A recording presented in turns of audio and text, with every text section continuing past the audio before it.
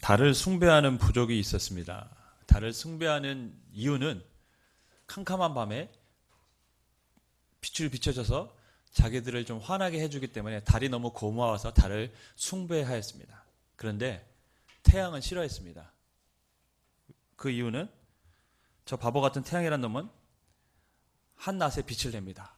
이렇게 밝은데 왜 밤에 빛을 안 비추고 낮에 빛을 비추는 것일까요? 그래서 사람들은 태양을 싫어했다고 합니다. 뭐가 문제였을까요? 태양이 어떤 역할을 하는지, 자신들에게 어떤 유익을 주는지 모르고 있었습니다. 그것이 태양을 무시하게 된 이유인 것입니다. 어쩌면 한국교회 이전까지 성령에 대한 생각이 그랬습니다. 성령님에 대해서 잘 모릅니다. 오늘 주보를 보시면 앞에 성령 강림주일이라고 제가 이렇게 기록을 했습니다. 오늘 우리가 교회 절기로 성령 강림주일로 지키는 날입니다. 성령 강림주일 하면 왠지 좀 낯설잖아요. 그죠? 우리가 주로 즐기는 교회 절기는 성탄절, 부활절, 추수감사절 이런 절기들입니다. 하지만 성령 강림주일은 교회에서 크게 비중 있게 이렇게 다루지 않습니다. 인기가 없습니다. 왜 성령 강림주일은 인기가 없을까요? 저는 좀 전에 제가 드렸던 달을 숭배하는 민족과 같은 현상이라고 봅니다. 성령이 이 땅에 오신 진정한 의미와 중요성을 사람들이 잘 모르기 때문에 성령님의 이 오신 사건을 사람들이 마음에 두고 살아가지 않습니다. 근데 우리는 예수님에 대한 탄생에 대한 날은 굉장히 크게 기념을 합니다. 근데 가만히 생각해 보면 성삼위일체 하나님인데 예수님이 이 땅에 오셨습니다. 그것도 굉장히 큰 일이지만 성령님이 이 땅에 오셨습니다. 그것도 동일하게 큰 역사적 사건이죠. 왜? 하나님이 이 땅에 오셨고 제가 보기엔 성령님이 이 땅에 오신 것은 더 위대한 사건입니다. 실은 예수님은 공생에 30년 하고 그냥 가셨어요. 33년 하고. 하지만 성령님은 오순절날 임하신 이후부터 지금까지 인간과 함께 하십니다. 그런데 왜 예수님보다 성령님은 인기가 없으실까요?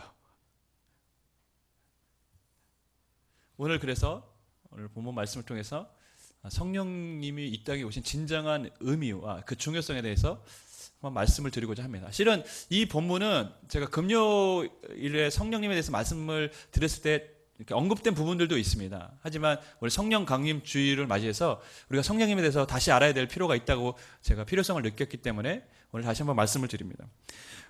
사도행전 2장을 보면 오순절 날에 성령님이 임하십니다. 이 성령님이 임하신 사건은 우연도 아니고 어느 날 갑자기 되어진 사건도 아닙니다. 성령님이 오래전에 구약 시대부터 하나님이 약속하신 것입니다. 예수님이 이 땅에 오실 것이 예언되었듯이 성령님이 이 땅에 오실 것도 하나님 친히 예언하시고 선지자들을 통해서 말씀하셨습니다.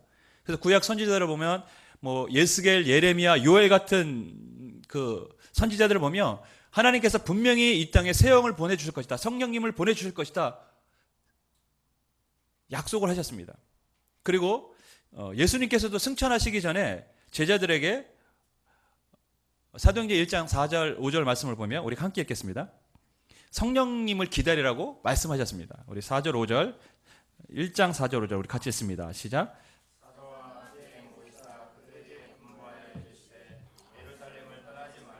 들어 약속하신 것을 기다리라. 요한은 물로 세례를 베풀었으나 너희는 몇 날이 못되어 성령으로 세례를 받으리라 하셨느니라. 예수님은 십자가를 이미 지기 전에도 성령님이 너에게 오실 거라고 말씀하셨습니다. 내가 떠나면 보혜사가 너에게 오실 것이다. 그리고 지금 십자가 지시고 부활하신 다음에 승천하시기 바로 전에도 지금 뭐라고 말씀하시냐면 내가 이미 말했던 그 약속하신 성령을 너희는 기다리고 있어라. 그러니까 성령님이 이 땅에 오신 사건은 우연히 일어난 사건이 아니라 하나님의 철저한 구원의 계획 속에서 지금 이루어진 사건임을 우리가 알 수 있습니다. 그런데 우리가 여기서 이제 궁금한 점이 하나 있습니다. 성령님이 이 땅에 오셨는데 언제 오셨습니까? 1절을 보면 오순절 날에 임하였다고 기록을 하고 있습니다. 구약에 여러 절기들이 있습니다. 뭐 유월절도 있습니다. 오순절도 있고 또 우리가 아는 뭐 장막절, 수장절도 있습니다. 뭐 나팔절이라는 절기도 있고 많은 절기들이 있는데 왜 굳이 오순절날 임하셨을까요? 우연일까요? 우연히 오순절날 성령이 임했는데 그날이 오순절이었을까요? 아니면 이 오순절날 임한 것은 하나님의 계획 안에 있었던 것일까요? 하나님께서 성령을 이 땅에 보내주시기를 약속하셨다면 성령님께서 오순절에 오신 것도 분명한 하나님의 계획 안에 있다는 것을 우리가 알 수가 있습니다. 이스라엘 백성들은요, 율법을 굉장히 소중하게 생각했어요. 왜냐하면 하나님이 이스라엘 백성들에만 율법을 주셨습니다. 그래서 자신들이 선민이라는 증거가 바로 그 율법을 받았다는 거예요. 다른 민족은 그런 걸 받은 적이 없다는 것이죠. 그러므로 우리가 왜 하나님의 택함 받은 민족이냐? 우리에겐 율법이 있다. 그래서 그들은 율법을 굉장히 사랑했습니다. 그래서 지금도 유대인들은 어떻습니까? 어려서부터 토라, 모세 오경을 암송하게 하고 그것을 가르칩니다. 율법에 대한 자긍심이 있습니다. 그래서 이 율법을 받은 이 날을 기념해서 지키기 시작했습니다. 물론 성경이 모세가 언제 하나님의 율법을 받았는지에 대해서는 정확하게 언급이 되어 있지 않습니다. 하지만 이스라엘 백성은 역사적으로 이 모세가 율법을 받은 날이 오순절과 같다고 그들은 믿었습니다. 그래서 오순절 날을 율법을 받은 날로 믿고 기념하고 지키고 있습니다. 그러니까 지금 오순절은 무슨 날입니까? 율법을 받은 날입니다. 하나님의 율법을 받은 날. 그런데 그 오순절 날에 뭐가 임합니까? 성령님이 임하셨습니다. 다시 말해서 성령님이 임하신 그 이유가 있는데 그것은 뭐냐? 율법을 받은 그 날에 성령님이 임하셨다는 것은 성령님이 율법을 대신한다는 것입니다. 더 나아가서 율법을 완성하신다는 것입니다. 여러분, 이스라엘 백성들에게 하나님 율법을 주신 이유가 무엇입니까? 하나님의 백성처럼 살라고요. 하나님의 백성은 하나님의 통치를 받아야 된다고 했잖아요. 하나님의 백성 하나님의 통치를 받아야 되는데 그 하나님의 통치를 율법을 통해서 주신 거죠. 너희는 하나님의 말씀대로 살아라. 그것이 하나님의 백성이다. 근데 이스라엘 백성들은 역사적으로 보면 어떻습니까? 여러분, 성경을 보면 성경은 이스라엘 백성이 예수님을, 하나님을, 여호와 하나님을 잘 믿었던 때보다 안 믿었던 때가 훨씬 더 많이 기록되어 있습니다. 그게 인간입니다. 그게 인간의 한계입니다. 하나님을 잘 믿고 싶지만 잘 믿지 못하는 게 이스라엘 백성들입니다. 율법을 줬지만 율법을 지키지 못합니다. 하나님 배반하고 우상 섬기고 자기 멋대로 살아갑니다. 그게 이스라엘 백성들입니다. 그래서 하나님께서 뭘 약속하셨냐면 선지자를 통해서 성령님을 약속하신 것입니다. 에스겔서 36장 26절에서 28절을 보면 이렇게 말씀하십니다. 또 새 영을 너희 속에 두고 새 마음을 너희에게 주되 너희 육신에서 굳은 마음을 제거하고 부드러운 마음을 줄 것이며 또 내 영을 너희 속에 두어 너희로 내 율례를 행하게 하리니 너희가 내 규례를 지켜 행할지라. 그냥 놔뒀는데 하나님 말씀 못 지키는 거예요. 그러니까 이제 너희의 그 굳은 마음을, 인간은 굳은 마음이 있잖아요. 완악한 마음이 인간에게 있잖아요. 그 마음 갖고는 너희가 하나님의 말씀을 못 지킨다. 그래서 하나님이 계획하신 게 뭡니까? 성령님을 보내셔서 그 굳은 마음을 제거하고 부드러운 마음으로 바꿔줘서 성령님으로 말미암아 하나님의 말씀을 지키도록 하겠다는 것이죠. 그래서 율법을 주신 날에 누가 임하십니까? 성령님이 임하시는 것입니다. 율법을 대신할, 즉 하나님의 백성들이 하나님의 백성답게 살 수 있도록 이제 하나님은 성령님을 우리 가운데 오순절날 보내주신 것입니다. 인간은요, 온전하게 하나님의 말씀을 따를 수가 없습니다. 왜냐하면 마음이 굳어 있거든요. 그게 인간입니다. 죄성이 너무나도 인간에게 강하게 자리 잡고 있습니다. 실은 여러분 돌아보면 그렇지 않습니까? 우리가 하나님 말씀 앞에 살려고 하지만 잘 안 되잖아요. 그게 인간인 거예요. 그게 인간의 한계. 우리의 연약함, 어쩔 수 없음이죠. 사랑하고 싶고 배려하고 싶고 성질 좀 참고 싶은데 소리가 먼저 나오고 주먹이 먼저 올라가고 자녀들에게 인내하고 싶지만 큰 소리가 먼저 쳐지고, 그것이 인간이거든요. 돌로 된 계명은 사람을 변화시킬 수가 없습니다. 그래서 하나님은 돌로 된 계명이 아닌 새 영을 우리 가운데 부어주시기로 약속해 주신 것입니다. 사람은요, 쉽게 안 변합니다, 여러분. 징그럽게 안 변합니다. 그래서 사도 바울은 뭐라고 고백했냐면, 로마서 7장에서 오호라 나는 공고한 사람이로다. 이 사망의 몸에서 누가 나를 건져내랴. 그렇게 위대한 사도였던 사도 바울도 자신의 실존을 보니까 똑같다는 거죠. 이 사망의 몸에서, 이 죄악된 성품에서 어떻게 헤어나올 수 없는 것이 자신 안에도 끊임없이 있다는 것을 발견하고 하나님 앞에 한탄했던 것입니다. 이 사망의 몸에서 누가 나를 건져낼 것이냐. 오호라 나는 공고한 사람이라. 여러분, 하지만 사도 바울은 8장에 가면 어떤 말씀하고 있습니까? 성령께서 말할 수 없는 탄식으로 우리를 위해서 기도하신다고 말씀하고 있습니다. 즉, 자신의 힘으로는 하나님의 뜻대로 살아갈 수 없지만 내 안에 계신 성령님께서 탄식하시고 나를 통해서 말씀하시기 때문에 그 성령님의 능력으로 하나님의 뜻대로 살아갈 수 있다고 사도 바울은 고백했던 것입니다. 여러분, 사람은 잘 변화되지 않지만 성령님은 사람을 변화시키십니다. 그것이 성령님의 능력입니다. 아이언사이드라는 위대한 설교자가 있었어요. 전도자가 있었습니다. 그가 설교할 때 말끔하게 양복을 차려입은 신사가 찾아왔습니다. 그는 가까운 대학에 있는 교수였는데 무신론자였습니다. 아이언사이드가 설교를 하는데 큰 소리로 외칩니다. 하나님은 없고 예수님은 다 조작된 이야기다. 그러면서 아이언사이드에게 지성적으로 한번 얘기해봐라.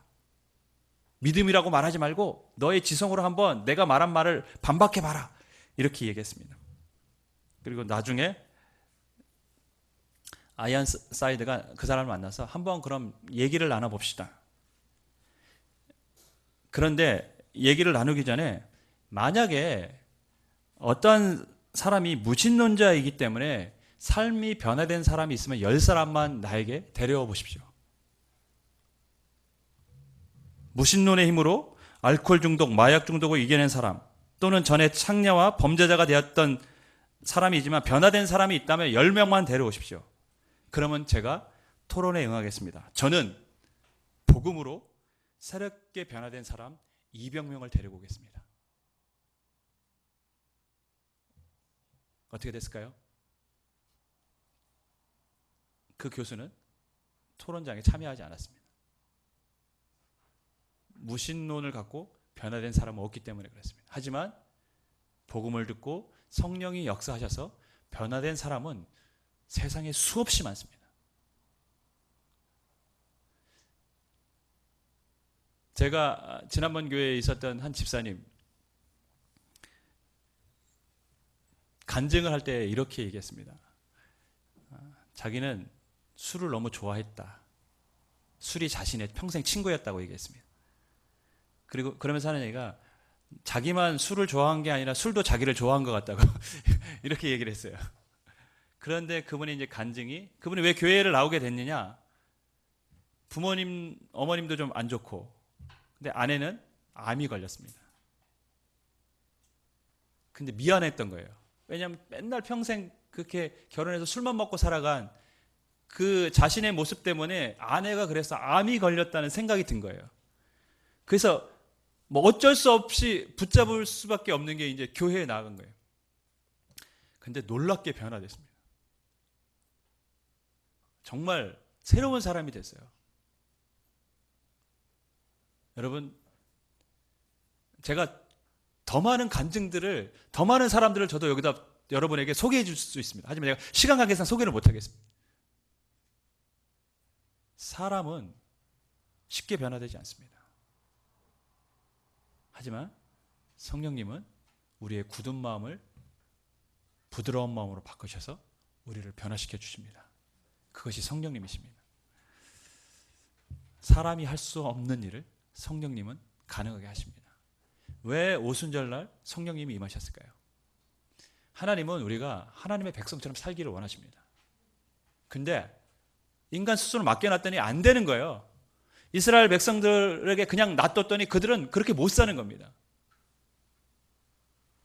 그래서 하나님은 우리 안에 있는 이 죄성들을 성령님으로 바꾸시길 원하셨던 것이죠. 주 안에 사랑하는 여러분, 우리는 어쩔 수 없는 존재죠. 하나님의 말씀을 지키려고 하지만 쉽게 포기하고 우리의 본성대로 살아가는 것이 우리입니다. 하지만 하나님은 포기를 모르십니다. 우리가 그렇게 산다고 해서 우리를 포기하지 않으십니다.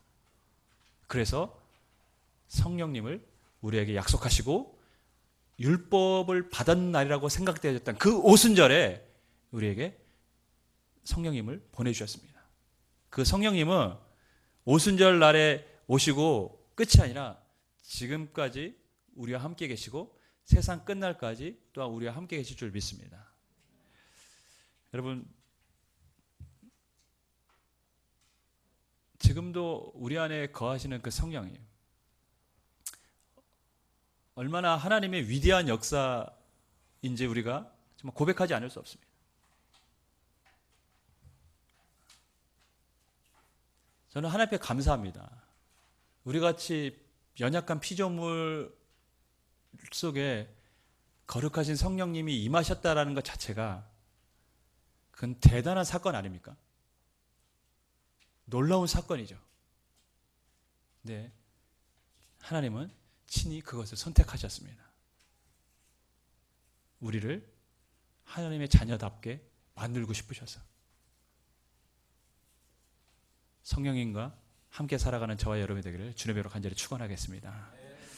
여러분, 오순절은 또 두 번째 의미가 뭐냐면, 오순절은 이스라엘 백성들이 보리와 밀을 추수하고 나서 첫 번째 추수를 하고 하나님 앞에 감사했던 것이 오순절입니다. 그러니까 오순절은, 추수감사는 모든 것을 추수하고 하나님 앞에 감사를 드렸다면, 오순절은 첫 번째 추수를 하고 하나님 앞에 감사를 드린 것이죠. 그러므로 오순절의 의미는 앞으로 더 많은 하나님께서 우리에게 추수를 할 수 있도록 해주실 거라는 믿음이 그들에게 있었던 것입니다. 그러니까 오순절은 첫 열매를 하나님 앞에 드린 것이고 더 많은 수확이 이제 기다려지고 있다라는 기대감을 갖게 하는 것이 오순절입니다. 오순절날 성령이 임한 사건이 바로 그 이유입니다. 오순절날 성령이 임하자 베드로가 복음을 전했습니다. 3,000명, 5,000명 변화되고 그때 무엇이 세워집니까? 바로 교회가 처음으로 세워진 것입니다. 첫 열매가 세워진 것입니다. 하지만 이 첫 열매는 끝이 아니죠. 더 많은 수확이 있는 것을 알려주는 것이죠. 그때부터 사도행전의 역사를 보면 사도들은 이 하나님의 복음을 전하면서 세계 방방곡곡에 전하면서 수없이 많은 교회와 하나님의 백성들이 주께로 돌아오는 역사가 일어나는 것입니다. 그러므로 오순절날 성령이 임한 사건은 그들이 추수를 해서 하나님 앞에 감사의 고백을 하고 더 많은 추수가 있다라는 것을 기대함을 갖게 했던 그 사건과 굉장히 일치되는 사건입니다. 영적으로 교회가 세워지고 더 많은 사람들이 주께로 돌아오는 역사가 그때부터 시작되었던 것입니다. 그래서 하나님은 오순절에 누구를 보내주십니까? 성령님을 보내주신 것입니다. 오순절날 여러분, 성령이 임하자 어떠한 역사가 나타났습니까? 우리가 우리 읽은 본문을 보면 2절부터 4절 우리 같이 읽겠습니다. 시작.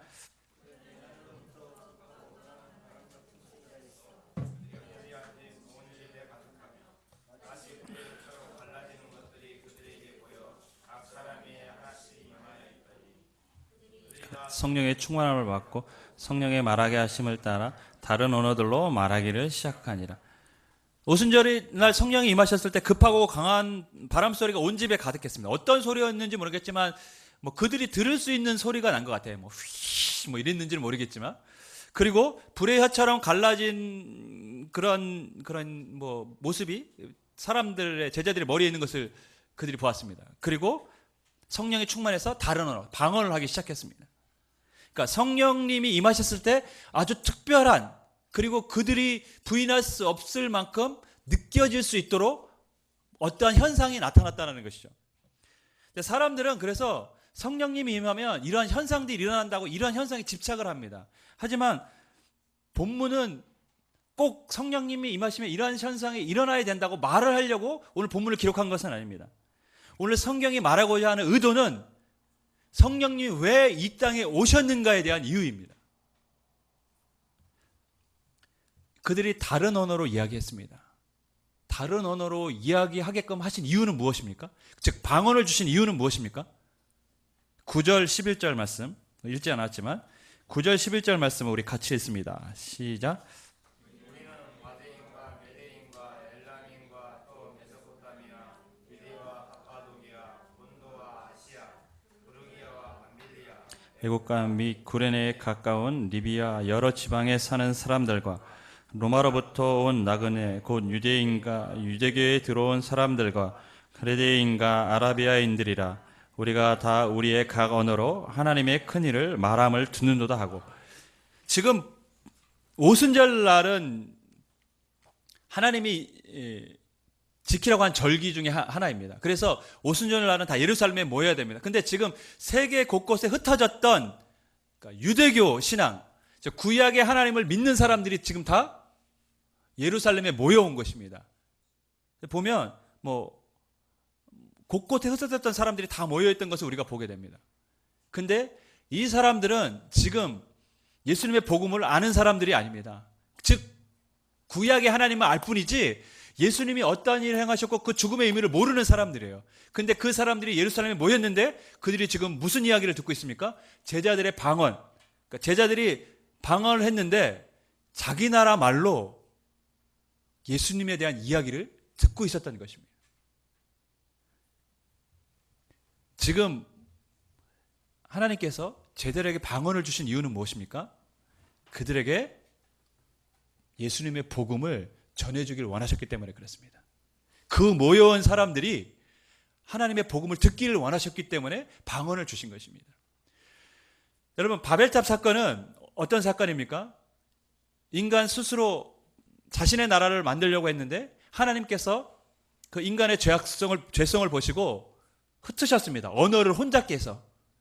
어느 날 말이 서로 안 맞으니까 사람들이 다 자기 갈 길로 간 거예요. 제가 어느 날부터 여기서 중동 언어로 막 설교하면 여기 예배 시간에 남아있을 분 계실까요? 제가 보기엔 다 떠나실 거예요. 저 목사님은 뭐 제정신이 아닌가 보다 이러면서, 그죠? 언어가 안 맞으면 떠나는 거예요. 그래서 사람들은 흩어졌습니다. 근데 그 흩어진 사람들이 오순절 이 사도행전 이 시간에 다시 모여들기 시작하는 것입니다. 왜? 주의 복음을 듣기 위해서. 하나님이 그들을 불러온 것이죠.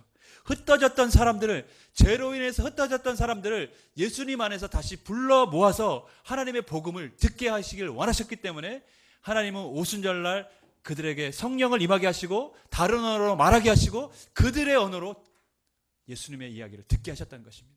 다시 말해서 하나님께서 그들에게 오순절날 임하셔서 방언을 주시고 특별한 능력을 주신 이유는 바로 이 하나님의 복음이 세상 끝까지 전하길 원하셨기 때문에 그렇습니다. 영적인 대추수가 일어나길 기대하셨기 때문이라는 것이죠. 주 안에 사랑하는 여러분, 그러므로 오순절날 성령이 임하셨다는 것은 이날을 기점으로 해서 앞으로 더 많은 영적인 추수가 일어날 것을 우리에게 말씀해 주고 있습니다. 이 말씀대로 사도행전의 역사는 진행되어졌습니다. 사도들은 땅끝까지 이르러 주의 복음을 증거했고 수없이 많은 교회가 세워졌고 수많은 성도들이 주님 앞에 돌아오는 역사가 일어났습니다. 오순절날 임하심으로 하나님이 약속하셨던 그 약속을 성취해 가셨 몰랐던 것을 우리는 이 오순절날 성령이 임하신 사건을 통해서 알 수 있습니다. 성령님이 이 땅에 오신 이유는 무엇입니까? 영적인 대추수를 하기 위해서 우리 가운데 임하신 것이죠. 즉 다시 말해서 주의 복음이 증거되어지고 세상 사람들이 주께로 돌아오기를 기대하셨기 때문에 성령님이 이 땅에 오신 것입니다. 하나님의 마음이 그렇습니다. 하나님은 우리를 포기하지 않으셨습니다. 우리가 변화되길 기대하셔서 하나님은 성령님을 보내주셨습니다. 하지만 하나님은 여전히 주님을 모르는 사람들도 포기하지 않고 계십니다. 그들이 주께로 돌아오기를 원하셨기 때문에 우리에게 성령님을 보내주시고 그 성령님의 능력으로 그들을 하나님께로 인도하길 하나님 원하고 계시다는 것입니다. 주 안에 사랑하는 여러분, 하나님의 기대하심이 우리를 통해서 이루어지기를 주님의 이름으로 간절히 축원하겠습니다. 제가 자주 말씀드린 우리 정준 선교사님이 지난번에 까비떼 연합 집회 했다고 말씀드렸습니다. 그래서 그 교회 그 근처에 있는 이슬람 빈민촌에서 같이 섬기시는 그 교회들끼리 모여서 이슬람의 문화가 그리고 우상을 섬기는 그 지역이 찬양과 기도를 통해서 떠나가기를 원하는 마음으로 연합 집회를 했어요. 기도하면서 1000명의 사람들이 모이기를 원했고 그렇게 기도를 부탁을 했습니다. 저희도 같이 기도하고 후원을 했습니다. 근데 선교사님이 저에게 이제 나중에 결과를 이제 카톡으로 이렇게 보내주셨어요. 성령님이 역사하셨습니다. 큰 진동이 일어났고 큰 변화가 나타났습니다.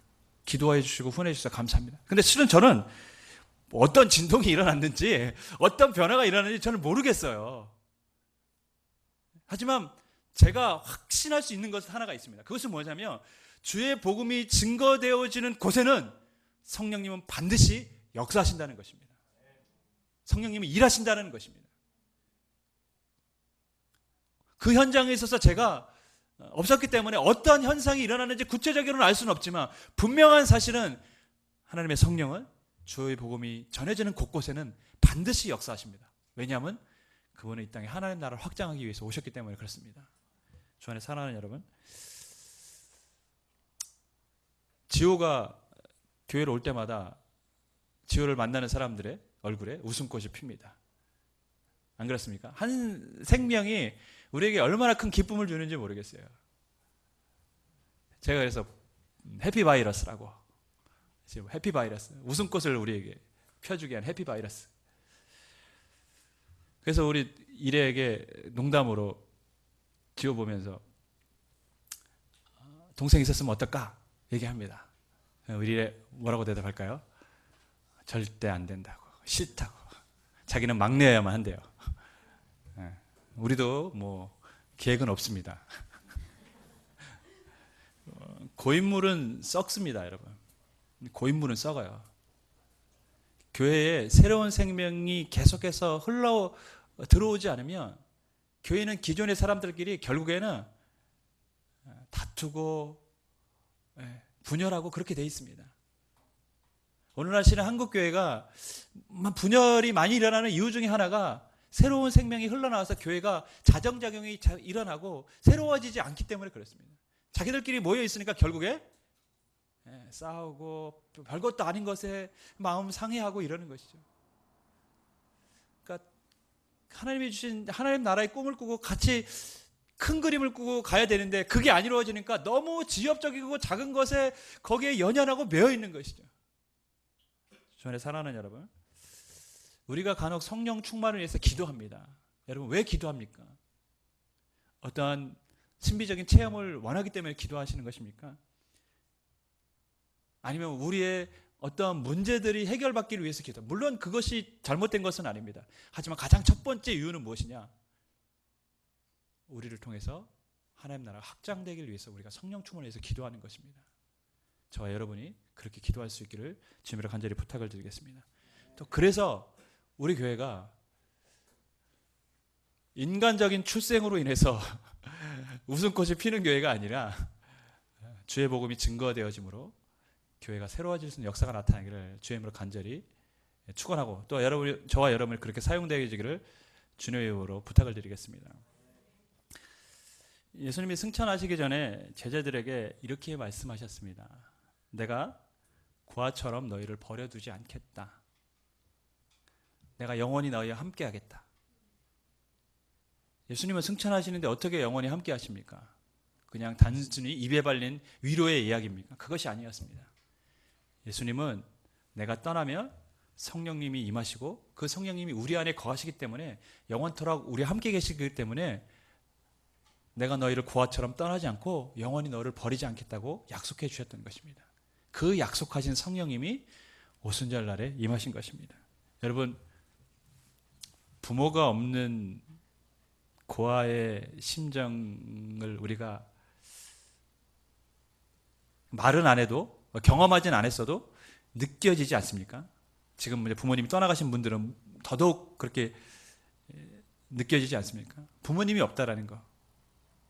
아무리 부모님이 나이 들고 힘이 없어도 부모님이 계시다는 것 자체만으로 힘이 되고 위로가 됩니다. 하지만 부모님이 없으면 허전하고 공허하고 의지할 바가 없고 그런 것입니다.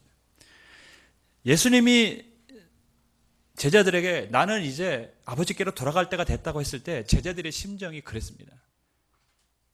주님만 보고 따라갔는데 주님이 떠나신다고 하니 의지할 데가 없었던 것이죠. 답답하고 두렵기도 하고 겁이 났습니다. 그때 예수님은 내가 고아처럼 너희를 버려두지 않을 것이다. 성령님이 너에게 임하시고 하시고 그분이 너희와 영원토록 함께 하실 것이다. 약속하시고 약속하신 성령이 오셨습니다. 저는 실은 최근에 기도하는 것 중에 하나가 우리 성도님들의 삶을 보면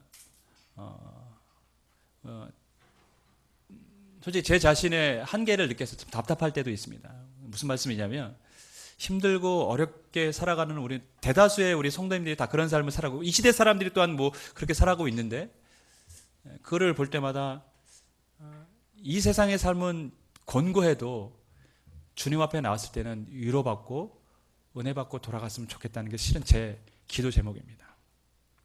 근데요, 솔직히 제가 한계를 느껴요. 다시 말해서 제가 능력이 없다라는 걸 절감합니다. 그래서 좀 괴로울 때가 있어요. 하나님, 주님 앞에 나와서라도 은혜받고 돌아가셔야 되는데. 그래서 제가 할 수 있는 게 없어요. 주님 앞에 이 예배 시간에 주님 함께 해달라고 기도하는 수밖에 없습니다. 그런데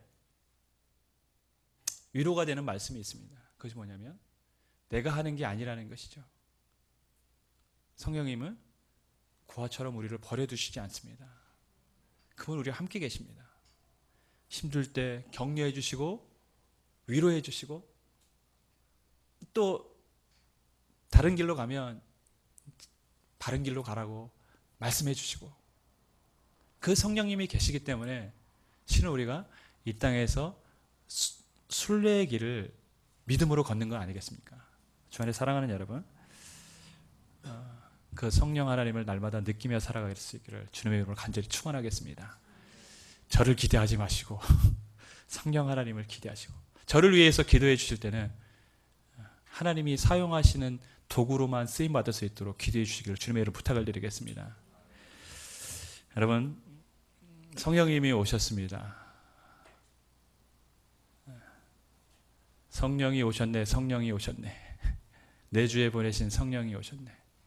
우리 인생 가운데 친히 찾아오셔서 그 나라 꿈꾸게 하시고 우리에게 용기를 주시고 우리를 세우시는, 우리를 하나님 백성답게 살아가게 하시는 성령님이 이 땅에 오셨습니다. 바라기는 그 성령님으로 말미암아 저와 여러분의 삶이 변해지고 하나님 나라를 확장하고 또 주님이 주시는 위로와 평안을 경험하는 신앙생활이 되기를 주님으로 간절히 축원하겠습니다.